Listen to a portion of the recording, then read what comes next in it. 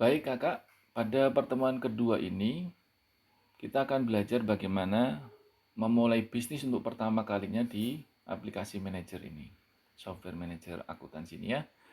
Yang pertama, kita klik tambah bisnis. Artinya kita akan membuat file data bisnis atau organisasi yang akan kita gunakan untuk mencatat. Kita klik pilihannya buat bisnis baru, klik, maka akan muncul nama bisnis. Anda beri nama sesuai dengan yang Anda inginkan. Kalau nama organisasi ya nama organisasi. Kalau nama perusahaan ya nama perusahaan Anda. Misalnya saya untuk pertama kali ini saya ingin membuat sekolah bisnis misalnya. Negaranya otomatis atau Anda pilih Indonesia. Nah, ini langsung kita buat bisnis baru. Kita klik buat bisnis baru. Maka akan muncul di sini sekolah bisnis. Ini namanya ya. Nah, Anda akan dihadapkan pada tampilan seperti ini. Jadi ini adalah tampilan ringkasan. Ringkasan ini adalah summary atau ringkasan keuangan bisnis atau organisasi Anda. Jadi ini adalah ringkasan semua. Nanti kalau sudah ada inputan transaksi, di sini akan mencerminkan aset, utang, modal, pendapatan, dan biaya serta laba ruginya terakhir ya. Ini adalah mencerminkan usaha atau organisasi Anda. Nah, pada sebelah kiri di sini ada standar yang diberikan oleh software manager ini. Yang pertama ini ringkasan, yang kedua penjurnalan. Nah, penjurnalan ini untuk teman-teman yang sudah memahami akuntansi debit kredit, aturan debit kredit.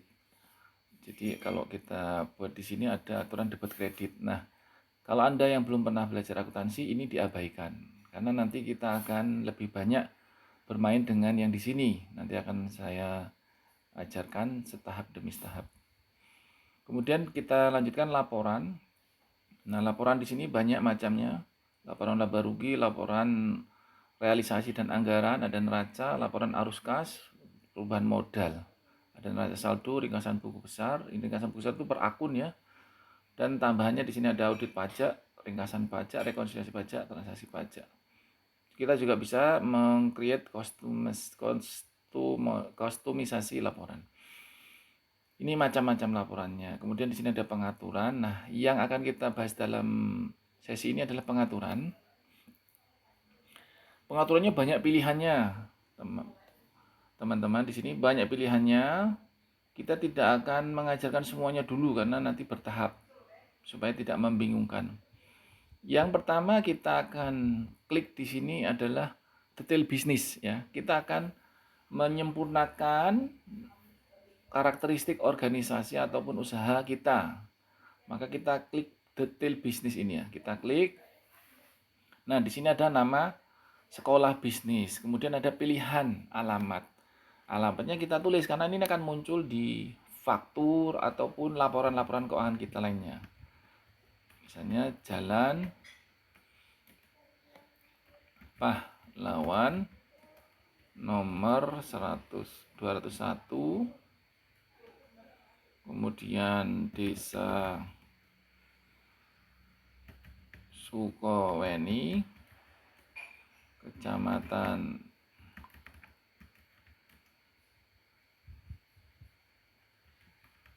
Ngemplak, Kabupaten Bantul, DIY. Negaranya Indonesia, NBP-nya kalau Anda memiliki ditulis saja 30 458 6 45 misalnya. Kemudian choose file. Choose file ini adalah untuk logo yang akan Anda munculkan di perusahaan Anda. Logo yang Anda akan munculkan di perusahaan Anda. Kita klik pilih choose file.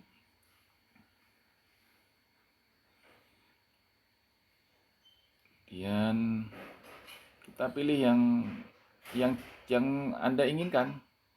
Yang Anda inginkan logonya apa? Ini kebetulan saya ada datanya seperti ini aja ya. Misalnya ini ya, saya cuma misalkan aja. Nah, sudah muncul logonya.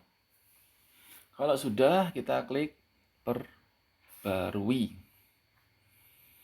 Nah, sudah. Jadi nanti Anda akan memiliki dokumen atau faktur atau laporan yang mempunyai ini nama sekolah bisnis, alamannya ini, NPWP-nya ini, dan logonya seperti ini. Begitu. Kalau Anda ingin kembali ke sebelumnya, bisa klik pengaturan atau klik kembali ya. Baik. Ini detail bisnis. Kemudian nanti akan satu persatu kita bahas ya. Ini detail bisnis.